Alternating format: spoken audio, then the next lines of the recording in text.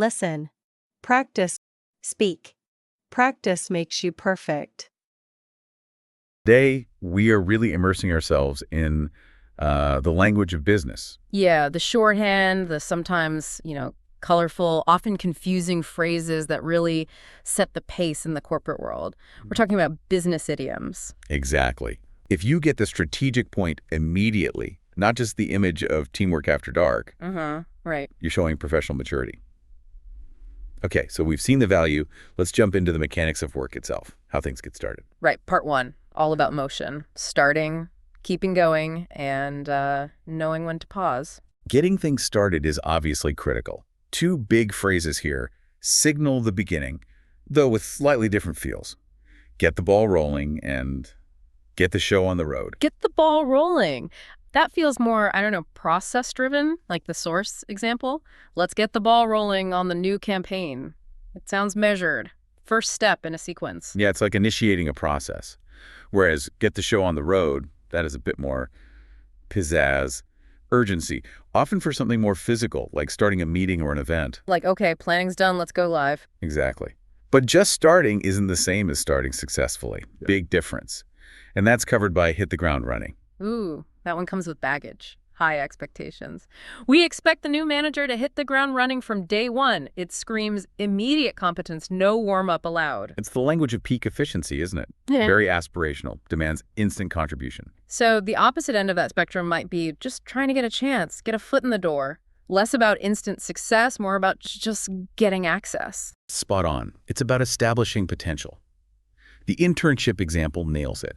This internship will help you get a foot in the door. Right. The internship itself might be small, but strategically, it's huge. It's that first point of contact, the way in. Okay, so we've started. Now keep things moving. That's keep the ball rolling. Exactly. It's the continuous version. If you've launched the campaign, now you need everyone's effort to keep the ball rolling.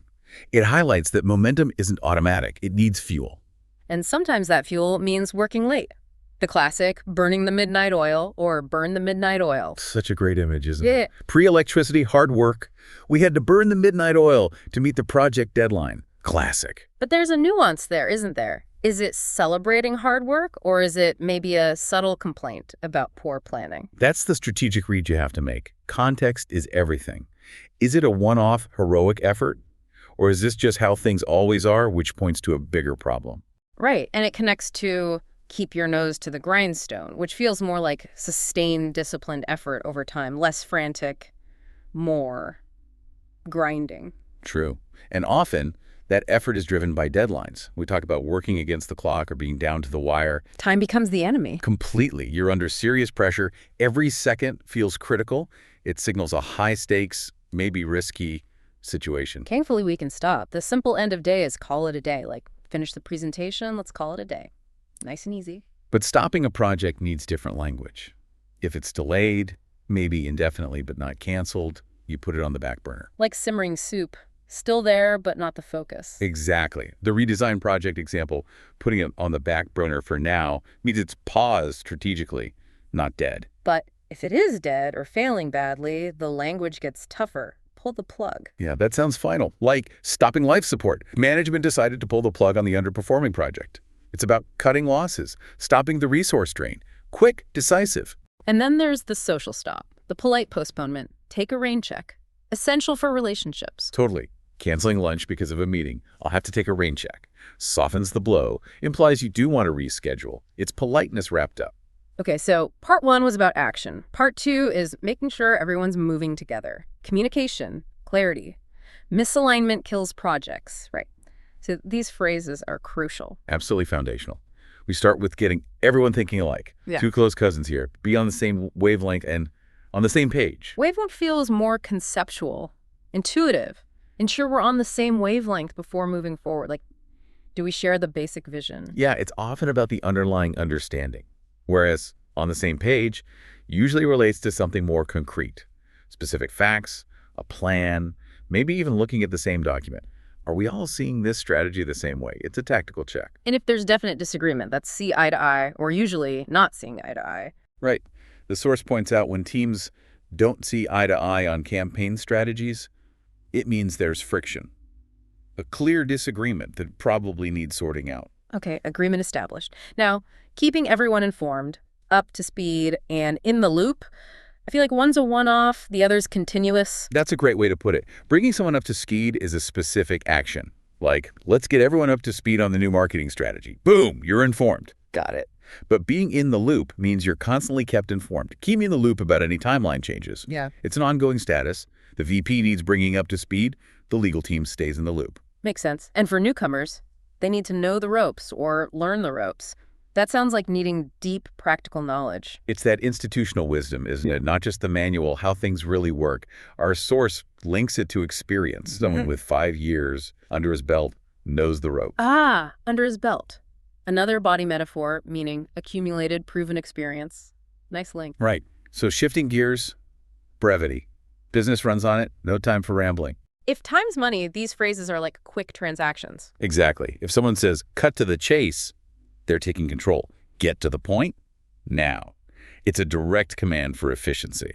Then the summarizers. Long story. Make a long story short. Like, make a long story short, we need more resources. Gets you the headline fast. And the ultimate summary. In a nutshell, the executive brief.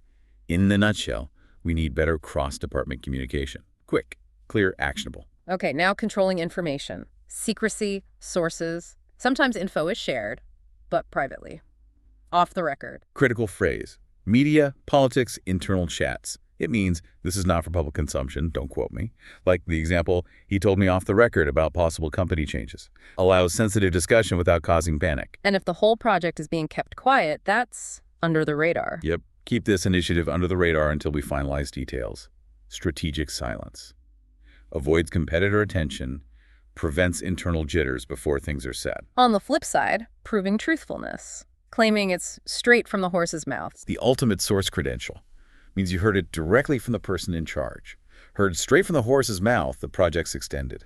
Cuts through rumor. And the danger zone. Yeah. Secrets getting out early. The fun ones. Spill the beans and let the cat out of the bag. Both mean revealing something, usually by accident or too soon. Someone spill beans about the new product or let the cat out of the bag about the merger. Whoops. Big whoops. The damage is done. It's the sheer physicality of those images, bean spilling, a cat escaping, really highlights how irreversible it is. All right, part 3. Facing the tough stuff. Problems, conflicts, staying strong. These idioms get pretty expressive here dealing with stress. Yeah, they do. First step, spotting the problem. If you hit a snag, it's usually a setback, an obstacle, often later in a process. Like hitting a snag during the final stages of a product launch. Annoying, but probably fixable. But sometimes it's not a snag, it's bigger, much bigger. The thing everyone knows is wrong but avoids talking about? The elephant in the room. That one's huge, literally and figuratively. Our sources mention it twice, which tells you how common it is. The budget crisis, the looming layoffs. The awkward silence topic. Exactly. Saying, let's address the elephant in the room. The budget cuts takes guts. It forces the difficult conversation. And sometimes the problem you see is just the surface. That's the tip of the iceberg. Right, those initial customer complaints. Probably just the tip of the iceberg of a deeper issue. It's a warning. Don't be complacent. The real problem is much larger underneath. And when problems corner you personally, you're in a tight spot or between a rock and a hard place. Both mean you're stuck, facing a difficult choice between two bad options, often driven by deadlines or budget constraints. No easy way out. And if the problem itself is just really hard to figure out or solve, it's a tough nut to crack. Yeah, it describes the nature of the challenge itself, like complex client needs that keep changing. It's about the inherent difficulty, not just the situation you're in. Okay, so when things go wrong, someone has to take responsibility. Leaders might need to take the heat. Means accepting the blame, the criticism, often for the team. The source example is perfect. I'll take the heat for the project delays. It was my responsibility.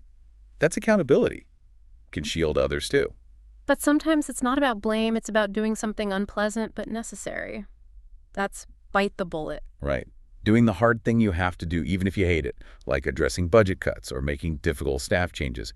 It's about necessary, painful action. And if you don't do it, or things just fail anyway, then you have to face the music. Yeah, that's consequence time. Dealing with the fallout, the judgment, especially if the project isn't delivered on time, sounds like a formal reckoning. And after the music, No point dwelling on it. That's cry over spilled milk. Classic. Being upset about something you can't change. Used to force a shift. No use crying over spilled milk. Let's fix it. Pushes you forward. Which leads us nicely into resilience. Business loves resilience. If things are tough, keep your chin up. Basic psychological boost, right? Stay positive despite the setbacks. Manage your mindset. And sometimes what looks like a failure turns out good. Every cloud has a silver lining. That's the optimistic reframe. The source says, lost the bid, but every cloud has a silver lining. Gained valuable experience. Turns a loss into a lesson, an investment. And when the difficulty is ongoing, like tight budgets or constant deadlines, you're just trying to keep your head above water. Oh yeah, that really captures the struggle, doesn't it? Just managing to survive implies you're close to sinking, just barely coping. It's about endurance. And finally, sometimes the best strategy is no strategy. Just adapt. Go with the flow. Especially when things are chaotic or opinions diverge. Better to go with the flow and listen to everyone's ideas in this meeting. Shows flexibility, avoids unnecessary conflict. Sometimes it's the smartest move. Okay, moving into part 4. Power structures, rules, judging performance. Who's in charge, how things get done, and how we know if they're done well. Right. Authority first. Who's got the power? 3 key phrases. Signal control. Be in the driver's seat, run the show, and call the shots. In the driver's seat feels like active guidance. You'll be in the driver's seat. Lead the team. You're steering. Yeah. Run the show seems a bit broader, maybe overall management, like running the show during the product launch. Covers everything. And call the shots. That sounds like ultimate decision-making power. Definitely. If you call the shots, you make the final key decisions. They're often used pretty interchangeably, but all point to someone being clearly in command. But power has limits, right? Procedures, rules, that's where by the book comes in. Following the rules exactly, often done defensively. Handle this case by the book means avoiding any potential trouble, sticking strictly to protocol. Rigid, maybe, but safe. The opposite. Risking it by cutting corners, doing things cheaply or quickly, sacrificing quality. And the source warns against that, right? Crucially, can't cut corners on quality. It signals that while it might save time or money now, the long-term cost reputation, customer satisfaction is too high. Okay, decision time. How do we talk about options? If they're being considered, they're on the table. Yep. Means they're open for discussion, available. All options are on the table until we finalize the budget. Nothing's ruled out yet. But what if someone can't decide? That's being on the fence or sitting on the fence. That's personal indecision, isn't it? Captures that feeling of being stuck between choices. A team member sitting on the fence about a budget increase. They just can't commit either way. And if the whole situation is undecided, not just one person, then it's up in the air. Right. That suggests wider uncertainty. Maybe external factors aren't clear or key information is missing. The budget for next quarter is still up in the air, means no final decision is possible yet. Things are too unsettled. Okay, evaluation. Judging success. When someone perfectly identifies a problem. The satisfying hit the nail on the head. Your analysis hit the nail on the head. The real issue is lack of communication. Means spot-on accuracy. Total agreement. And judging if someone or something meets the standard, we ask if they cut the mustard or fit the bill. Cut the mustard is about meeting expectations. The negative example shows its force. The new hire didn't quite cut the mustard. It means they failed, didn't meet the required level. Whereas fit the bill is about perfect suitability. Exactly. A candidate who's ideal for the role, they fit the bill, matches the requirements perfectly. The ideal solution. And for teams or companies aiming higher than just meeting expectations, they raise the bar. That's about proactively setting higher standards. This team always raises the bar for quality and innovation. It signals a continuous drive for excellence, pushing boundaries. Right, last section, this is about the subtleties, interpersonal stuff, handling risk, showing integrity, often the unspoken things that drive success long-term. Starts with being careful, right? Skepticism, filtering information, take with a grain of salt. Yeah, great image, don't swallow it whole, view it with a bit of doubt, especially useful for suggestions from someone who lacks experience or maybe feedback that feels off. Be critical. And caution about timing, too. Don't rush in. Hold your horses. Means wait. Be patient. Hold your horses. Review the contract before signing. Essential advice. Rushing leads to mistakes. Like jumping the gun, acting too soon. Exactly. Announcing a product before it's ready. Wastes resources. Makes you look bad. Poor timing. And related to timing is order. Doing things backward. Put the cart before the horse. Classic process mistake. Doing things in the wrong sequence. Discussing marketing before finalizing the product. That's putting the cart before the horse. Logically flawed. So to avoid those mistakes, maybe you try something small first. Test the waters. Smart move. Gauge reactions before committing fully, like a small-scale launch. It's a way to manage risk, get feedback before going all in. Okay, shifting to integrity. Huge in business. Actions matching words. Walk the talk. Or the classic, actions speak louder than words. Walk the talk really tests leadership authenticity. A CEO who walks the talk on sustainability builds trust. And as the source says, for leaders, actions speak louder than words when motivating a team. Promises mean nothing without follow-through. And if you really believe in something, you need to back it up. Put your money where your mouth is. Show your commitment with actual resources, yeah. Yeah. Invest in the idea. It's the ultimate proof of conviction. Then the warnings. Damaging relationships. Avoid burning bridges. Means don't destroy connections you might need later. Practical advice. Be careful not to burn the bridges with that client. Keep your options open. It's about long-term thinking. But even worse than burning a bridge, actively betraying someone. Throw someone under the bus. Ugh, yeah, that's toxic. Sacrificing a colleague to save yourself? The source warning is blunt. Don't throw your colleagues under the bus. It kills teamwork, trust, everything. Right. Okay, finally, managing market risk and opportunity. The big warning. Put all your eggs in one basket. Don't concentrate all your risk in one place. Relying on a single client is a classic example. Diversification 101, really. And if you wait too long on an opportunity, you miss the boat. Yep. Hesitation leads to lost chances. Failing to act on an emerging market, you've missed the boat. That opportunity sailed. But sometimes, what looks like missing the boat, or failing, turns out okay. A blessing in disguise. That's the positive spin on setbacks. Losing a client was a blessing in disguise. It allowed us to focus on better opportunities. Reframes failure as a necessary step towards something better. And lastly, just following the crowd. Joining a trend late, jump on the bandwagon. Often used a bit critically, isn't it? Suggests maybe you're not thinking for yourself, just doing what's popular. Like adopting a marketing tactic just because everyone else is. So we've covered a lot of ground there, from getting the ball rolling right through to making sure everyone's on the same page and even tackling the elephant in the room. Yeah, and the real power here, as we've said, isn't just knowing the definitions, it's getting the strategy behind the phrase, why that one now? Exactly. Mastering this stuff is genuinely the fastest way to show you're on the ball, that you're in the know. It tells people you have experience under your belt much faster than reading a CV. It really does. And, looking back at all these phrases, horses, boats, eggs, nuts, cats, it's striking how physical the imagery is.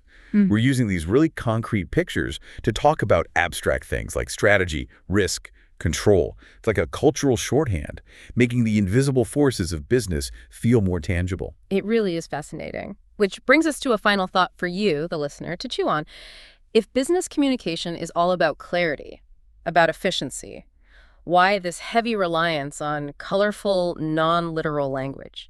Which of these phrases, maybe spill the beans or put the cart before the horse, could most easily trip up someone from a different cultural background if they took it literally? Yeah, what does that reliance tell us about the shared assumptions, maybe the hidden cultural rules underpinning global business today? Welcome and thank you for attending today's presentation. Diplomatic, polite. And, the subtle power there is that you're respecting their time from the get-go.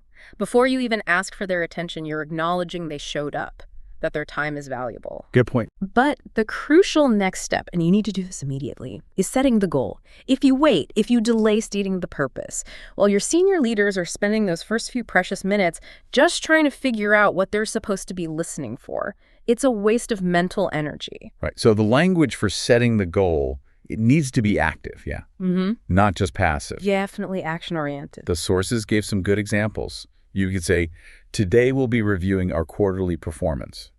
Okay, that's fine. Serviceable. But better is, our focus today is to assess our sales performance and set future goals. Now, that feels much stronger. Oh, much stronger. Because it immediately establishes two things, right? You've got the backward look, the assessment, the analysis, and the forward look, setting goals, taking action. It's a dual mandate in one sentence. Establishes accountability straight away. Yes. And probably the most effective way to head off that confusion, that cognitive overload you mentioned, is the outline, just stating the structure up front. The roadmap. Exactly. The sources really emphasize a clear structure phrase, something like, This presentation will cover 3 key areas: results, challenges, and strategies. Simple, clear. It works like a mental filing cabinet for the listener. They know where the information's going to go, so they can slot it in place as you present it. It makes complex information much easier to digest. I like that managing the cognitive load. It takes it beyond just, speaking clearly. It's about helping the audience think clearly. Precisely. Okay, what about things like thanking people beforehand or mentioning the Q&A? Logistics. Also very important for setting the tone. Absolutely. Okay. The source material suggests weaving in phrases like, "I'd like to take this opportunity to thank everyone for their contributions." Why upfront? Well, think about it. You might be about to discuss some tough areas, things that need fixing fast.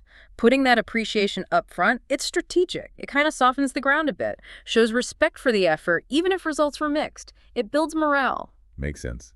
And the Q&A management. Always a tricky one in business presentations. Crucial. You need to manage it up front. When you say something clear like, "Please feel free to ask questions at the end of the presentation," you're setting boundaries. Firm, but polite. So you control the flow. Exactly. You're signaling professionalism. You're making sure your strategic narrative doesn't get derailed by a minor question about, a footnote on slide 3. Right. But you're also assuring them that there will be time for their questions. It's the diplomatic way to say, "Hold that thought, we'll get there." Maintains control. Okay, so the intro's done. The audience knows the plan. Now, you need these general purpose statements. Think of them as verbal signposts throughout the main body of the presentation. Little flags along the way. Yeah, exactly. They're the tools you use to refocus attention, especially when you're shifting between maybe quite different topics or points. So these are like your verbal highlighters. They pull the audience's eye, or ear rather, to the really critical stuff. Precisely. We saw some strong examples like, let's focus on the key takeaways from this presentation. Or even more direct, maybe. I'll highlight the most critical points for your reference. And what those sentences do is they implicitly promise efficiency. You're basically telling the audience, pay attention now, this next bit is distilled, high-priority information. Right, cuts through the noise. And that connects directly to summarizing and contextualizing. Let's say you've just shown a really dense chart, lots of market data. You can't just click to the next slide. No, you need to bridge it. You need to ground that data, put it in context of the bigger strategy, something like, this slide summarizes the main findings of our analysis. That's synthesis. It shows you've done the thinking, processed the raw data, and here's the conclusion. And building credibility here is key. You have to link your conclusions or recommendations back to the evidence. Absolutely. Using phrases like, these recommendations are based on detailed market research. That shows rigor. It tells them your proposals aren't just, gut feelings or opinions. They're fact-based. Demonstrates diligence. Yes. And this is also where you start to introduce the language of future action. Sometimes you do this even before you get to the specific recommendation slides. Interesting. Why? It keeps the momentum going forward. It keeps the focus shifting towards solutions rather than dwelling too long on the problems or the analysis itself. Okay, give me an example. A perfect one from the sources was, moving forward, our priority will be streamlining processes. Mm-hmm. See? You're signaling the direction, the strategic why, before you even reveal the specific how. Right, it sets the stage for the solutions to come. Exactly. And what's interesting there, too, is the expectation it sets for internal alignment. You might follow that sentence up with something like, this initiative will require cross-department collaboration. Ah, okay. So you're preempting the not my problem reaction. Precisely. It stops people thinking, oh, that's an ops issue, or that's for sales. It subtly forces everyone in the room to start internalizing that this is a collective responsibility. Shared ownership. Okay, let's shift gears. We've set the stage, outlined the journey. Now we get to the core content journey. The numbers, the data, spreadsheets made visible. The heart of the QPR, usually. And the big challenge here is, how do you take data, which can be inherently, let's face it, dry, and make it engaging? Make it understandable for an audience that's smart and informed, but also really pressed for time. Yeah, this transition is absolutely key. You have to move beyond just showing the data. You need to be actively narrating the story behind the numbers. Storytelling with data. In essence, yes. The audience needs to grasp not just what the number is, but what it actually means. What does it signify for strategic success or, where course correction is needed? Right. So how do we start? language for just displaying the data. You want to invite the audience in. Use accessible language when you introduce charts or graphs. Make them feel like active evidence supporting your points. So avoid just saying, here's a graph. Please avoid that. Instead, use more professional, inviting phrases. Things like, let's take a closer look at the data from this quarter. Or, this graph clearly illustrates our customer retention rates. That framing suggests you're investigating it together. Creates a sense of shared exploration. Exactly. That shared investigation idea is powerful. Then you move into quantifying the achievements, the components. You combine that visual language with very specific figures. Focus on the precise wins. For example. Something like, as you can see, we achieved 90% of our sales target. You're using the visual, as you can see, as immediate proof. It directly links the team's effort to a measurable result. And the details really matter in a QPR, don't they? Specificity. Yeah, absolutely. The source material really stressed highlighting specific wins clearly. For instance, our top performing region was North America with a 12% increase in sales. Or perhaps revenue from our premium products increased significantly this quarter. That's precise language. It avoids vague stuff like, sales looked pretty good. Right. It focuses attention on what specifically drove success, which gives a model maybe for replication elsewhere. Provides learnings. Yes. And for the bigger picture, you need phrases that break down the total contribution accurately. A sentence like, the pie chart shows the contribution of each region to total revenue, ensures everyone understands the relative weight, the importance of different business units or areas. So you're displaying the components clearly. Which sets the stage for the more detailed financial analysis that might follow. It prevents people from, say, overestimating the impact of a smaller region just because it had high percentage growth. Context is key. Okay, displaying is one thing, but the analysis, the interpretation, that's where the real value comes in, right? Moving from what happened to why it happened. This is where it gets really sophisticated, yes. No. And you need the right language to navigate this smoothly. You need to show progress, but also identify gaps, often in the same presentation, without it descending into a blame game. Tricky balance. Very. Let's look at positive attribution first. How do you frame success? Sentences like, these results demonstrate strong progress in our key markets, work well. They affirm the strategy and the execution. Okay, more specific. Even better is linking effort to outcome. Our marketing efforts contributed significantly to the growth in North America. See? That connects a specific controllable action, the marketing spend, directly to the success. It implicitly justifies that budget allocation for the future. Makes the case for more investment there. Potentially, yes. But dealing with the setbacks, the misses, that's where the language skills are truly tested. Yeah, how do you talk about failure professionally? When you identify gaps, the language needs to be precise but also neutral. You want to avoid sounding defensive or like you're just passing the buck. Consider the structure of this sentence. The decline in Europe can be attributed to increased competition. Okay, break that down. What's powerful about that phrasing? It's got two key elements.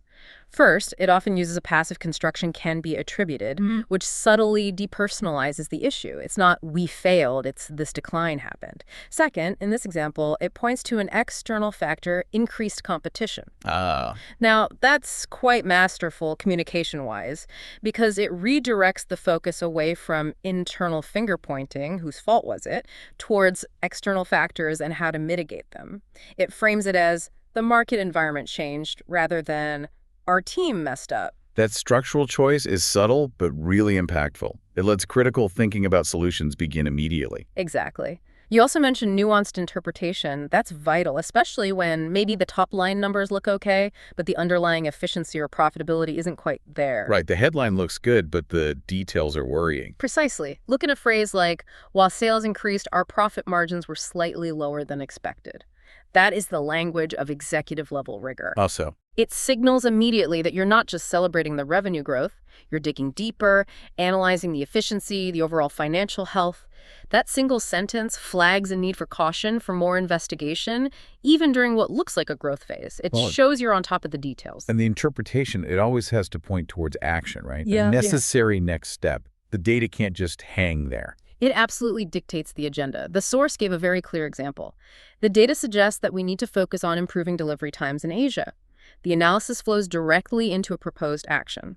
problem identified, potential solution flagged. Makes sense. And finally, distinguishing between internal and external factors is crucial for context.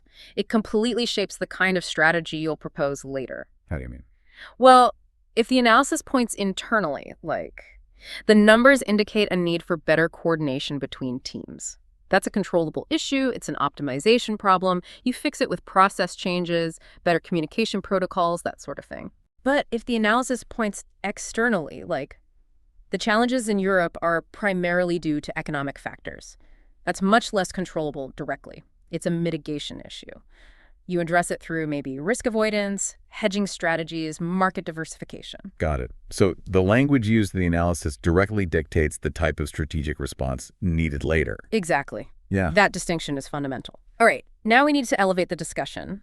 We're moving past the general performance metrics and into the really critical, specific language you need when you're talking about money, about the future strategic direction, and importantly, about potential risks. This feels like the language of executive accountability. It absolutely is. It demands precision. You have to include specific financial metrics. No room for vagueness here. Okay, so for financial performance statements, anchoring in concrete numbers is key. You have to highlight figures that really demonstrate financial health. Yes. Focus on growth, for example. Sure. Our total revenue increased by 8% compared to the previous quarter. Quantifiable success, specific time frame, clear. And sometimes efficiency is even more important than just raw growth, right? Often, yes, especially regarding profitability. So you need phrases detailing resource management. Things like, operating costs have decreased by 5%, improving our profit margins. That's huge. Or another critical one, our customer acquisition cost has dropped by 10%. Yes. If you're in marketing or operations, those are your power statements. They directly link the efficiency of your spending, your operations, to the company's bottom line. That's music to a CFO's ears. We also need language to break down where the money's coming from, revenue streams, market penetration. Crucial for understanding dependencies and opportunities. For example, to highlight reliance on a key product. Sales of our flagship product accounted for 60% of total revenue. Okay, that immediately flags the risk, doesn't it, if that one product falters? Exactly. It highlights concentration risk. And when discussing expansion, market share in Asia increased by 3%.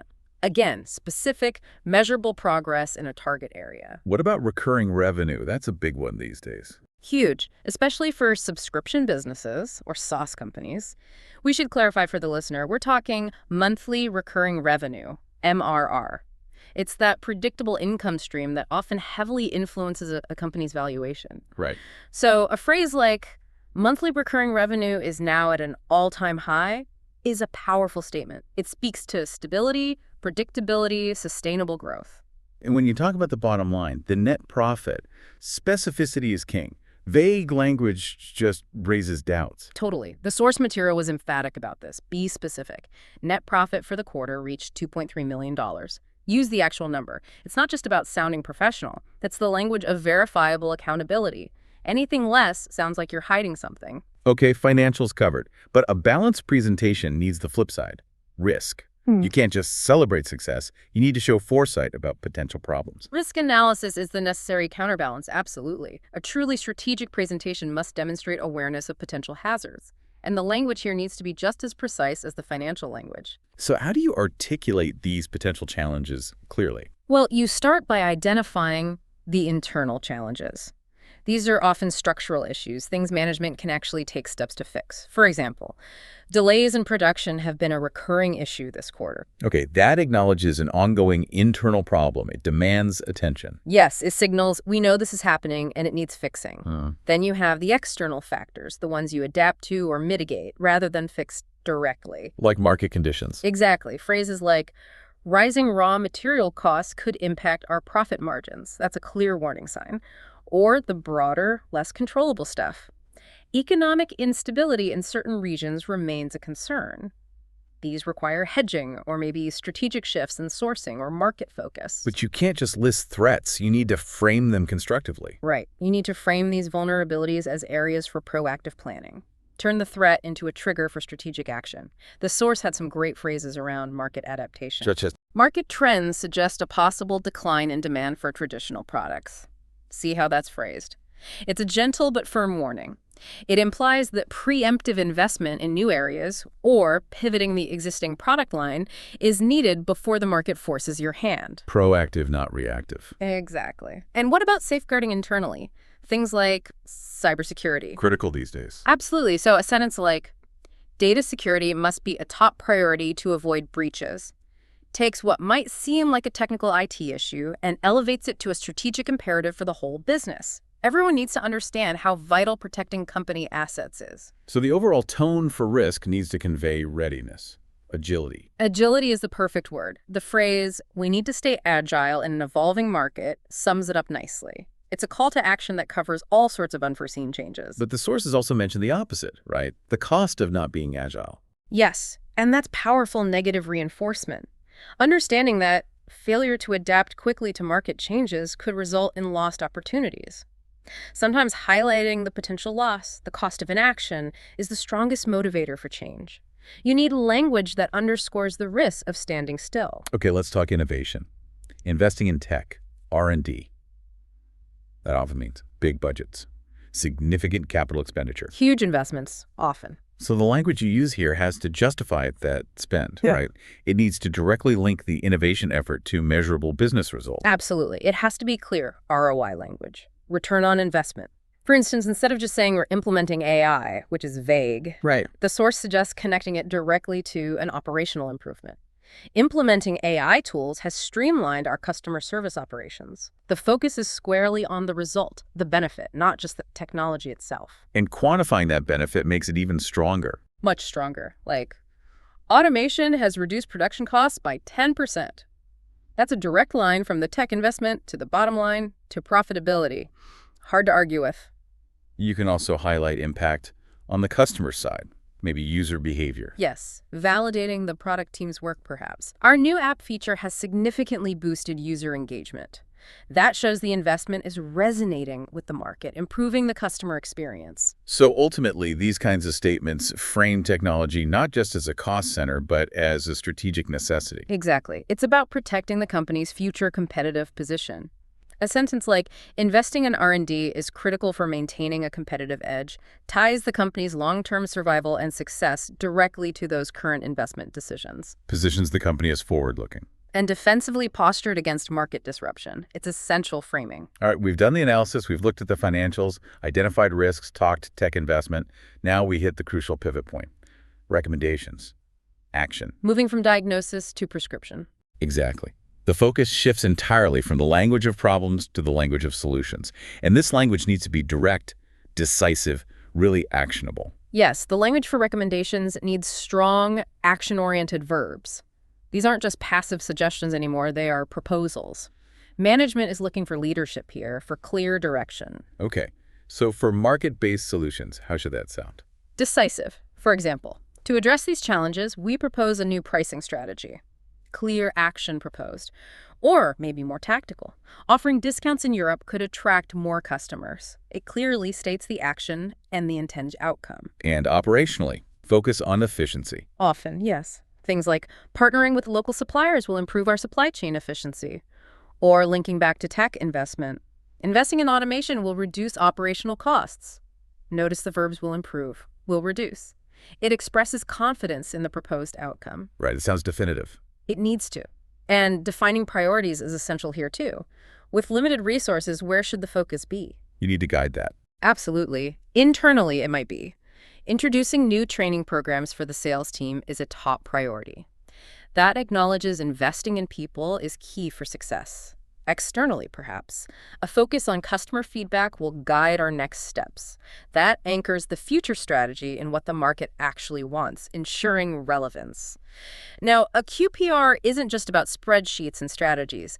It's fundamentally about the people, the teams who delivered those results or who need to execute the new plan. Right, the human element. Hugely important. So you need to use language that recognizes effort, motivates people, and ultimately secures the buy-in from those who have to make it happen next quarter. So celebrating successes, even small ones, is important for morale. Vital for morale and retention. The source highlighted specific examples. The sales team exceeded their target by 10%. Clear, quantifiable team success. And it's just as important to recognize the support functions. The IT team resolved technical issues, quickly minimizing downtime. Make sure everyone feels seen, especially the teams working behind the scenes. Exactly. Ensures no department feels overlooked or undervalued. And the language should also actively foster a positive, high-performance culture. Yeah. Well, using motivational phrases strategically. Celebrating small wins keeps the team motivated and engaged. That's not just fluff, it's a management tool. And foundational statements like, open communication is vital for maintaining team morale, reinforce a culture where people feel safe to speak up, which is critical when you're discussing failures or need to pivot quickly. Psychological safety. Precisely. And I think we should also emphasize the language around shared success, particularly collaboration. Breaking down silos. Yes. Highlighting process improvements achieved through collaboration. Collaboration between teams has significantly improved our workflows. That specifically points out the value of working together, or emphasizing that cross-functional meetings have enhanced project coordination. This shows management is actively working to improve how work gets done, not just demanding more output from the existing structure.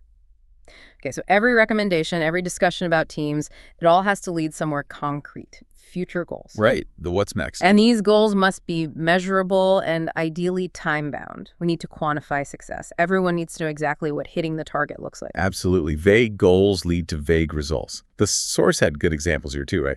Quantified objectives. Excellent examples. Instead of just saying, we need to grow in Asia, which is too fuzzy. Make it smart. Exactly. Make it specific, measurable, achievable, relevant, time-bound. Like, our primary goal for next quarter is to increase market share in Asia. Specific market, specific metric, or for customer focus. We aim to improve customer retention by 10% over the next year.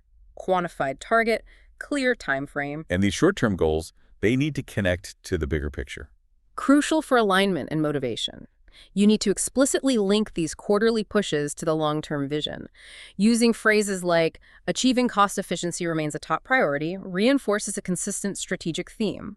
Or concluding with, these results align with our long-term goals. That ensures the team sees the relevance, right? How their intense effort this quarter actually contributes to the company's multi-year strategy. Precisely. It connects the day-to-day grind to the overarching vision. Hugely important for keeping people engaged and focused on the right things. All right, we're nearing the end of the presentation itself, the final few minutes. And honestly, this wrap-up is almost as important as the opening. How you land the plane. Exactly. This is where you exit smoothly, you reinforce the key messages, solidify confidence, and then crucially, you transition from presenting mode into a productive discussion mode. Collaboration time. Yes. So first, the closing statements themselves.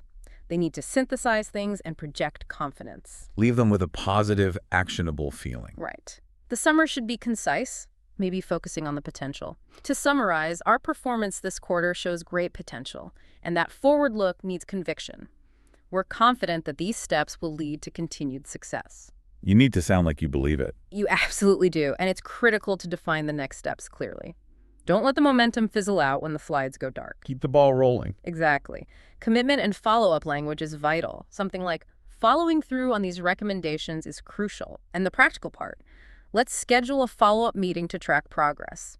That creates accountability for both the presenter and the management team listening. And maybe a final motivational push. We saw some language aimed at collective ownership. Yeah, closing that loop on the QPR being a shared effort is powerful. Ending with something like, together we can achieve even better results next quarter. It rallies the team, uses unifying language, sets a positive tone for the period ahead. Okay, presentation finished. Now the Q&A. The standard handover is necessary, of course. I'd like to open the floor for questions now. Simple, standard. But the source suggested something more proactive, right? Not just passively waiting for questions. Yes, and I think this is a fantastic insight. The most effective presenters don't just wait, they actively drive critical dialogue. They use specific strategic questions themselves rather than just hoping someone asks something insightful. Interesting. So instead of just any questions, you prompt deeper thinking. Exactly. Use the kinds of questions suggested in our source material, focusing on feasibility, for example, asking directly, do you think these recommendations are feasible? That immediately pulls in feedback from the people who actually have to do it. Precisely. It solicits constructive input right away, potentially flagging bottlenecks or resource constraints before they become major problems. Smart. What about focusing on obstacles? Equally essential, asking something like, What challenges do you foresee with implementing this plan? Or maybe framing it collaboratively? Let's discuss any potential obstacles you anticipate. What does that signal? It shows the management team is grounded in reality, prepared to deal with difficulties, not just operating on optimistic assumptions. It actually builds trust because you're acknowledging things might be tough. And connecting the strategy back to individuals, to departments. Right. You mentioned that for securing buy-in. Key for getting real commitment, asking directly, how do you see this impacting your department?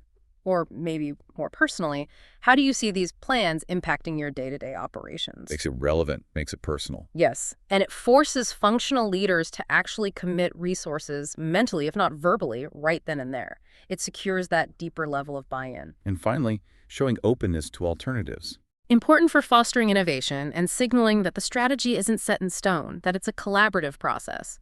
Asking, could we explore alternative solutions to this particular issue? Invites contribution without undermining the work already done. So the ultimate goal of the Q&A isn't just answering questions. No, it's achieving final alignment. It's perfectly summed up by that closing participation phrase we saw. Let's make sure everyone is aligned before we move forward. That's the objective. Wow. Okay. We covered a ton of ground today, ran through those essential sentence structures for really impactful QPRs, breaking it down by function, that crucial introduction, the rigorous data and analysis piece, the specialized language for financials, strategy, and risk, and then bringing it home with actionable language for goals, recommendations, and the conclusion. It's a comprehensive toolkit. It really is. And mastering these structures, understanding the why behind them, that feels like the fastest way to genuinely elevate your business English, to go from just being informative to being truly influential. Agreed. And perhaps we can leave our listeners with a final thought, connecting a couple of key points from our dive today. Let's do it. A provocative takeaway. Okay. So we talked about the financial success that comes from, say, focusing on high-margin products has improved profitability. That's a win. It's based on current market realities, demonstrated success. Right. Celebrate that. But we also spent time on that vital risk assessment language, particularly the warning that failure to adapt quickly to market changes could result in lost opportunities. The agility piece. Okay, so success based on today's reality versus the need to adapt for tomorrow's. See where you're going. Exactly. So imagine this scenario for yourself. You've just presented a killer QPR celebrating huge success driven by that high-margin product strategy. Everyone's feeling good. Champagne corks are ready to pop. Metaphorically, yes. But then, over the weekend, something shifts dramatically in the market. A competitor move, a tech disruption, whatever.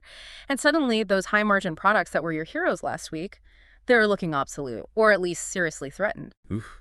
The rug gets pulled out from under the celebration. Precisely. So the question is, how must the language of your very next presentation, maybe an emergency meeting Monday morning, how must that language prepare the team for that sudden, necessary, probably painful pivot? How do you shift them away from what was profitable yesterday towards something completely new, maybe uncertain, but now essential for survival? That's tough. You have to communicate urgency, maybe admit the previous strategy is now flawed, and sell a whole new vision practically overnight. That requires communicating not just the facts, but doing it with conviction, demonstrating leadership under pressure, admitting the old win is over, and inspiring agility to embrace the new direction immediately. That right there is probably the ultimate test of a strategic communicator.